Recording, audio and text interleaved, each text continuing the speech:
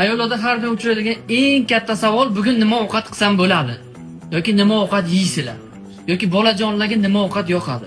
Batafsilroq bir yordam sifatida ko'rsatib ketaman. Mana yarimta mahsulotlarimiz bor bizda. Har xil turdagi mahsulotlardan olib uylarga olib kirib qo'ysanglar, muzlatgichda bolajonlarning fikridan kelib chiqib aytamanki, mana shu mahsulotlarni uyga olib borib qo'ysanglar, har kuni ertalab shu tuxum bilan sosiskani o'rniga mana shu mahsulotdan bersanglar ham, bular hammasi to'q mahsulotlari, halol, pokiza va tez pishadigan taomlar hisoblanadi va bularda hammasi pripravlar, anaqa zararli narsalar yo'q, hammasi foydali.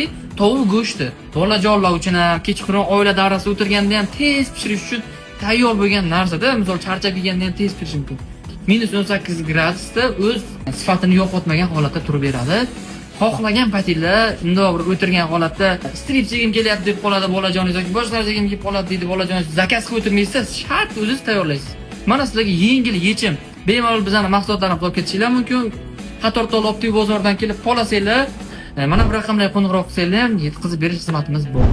Charchamanglar, salomat bo'linglar.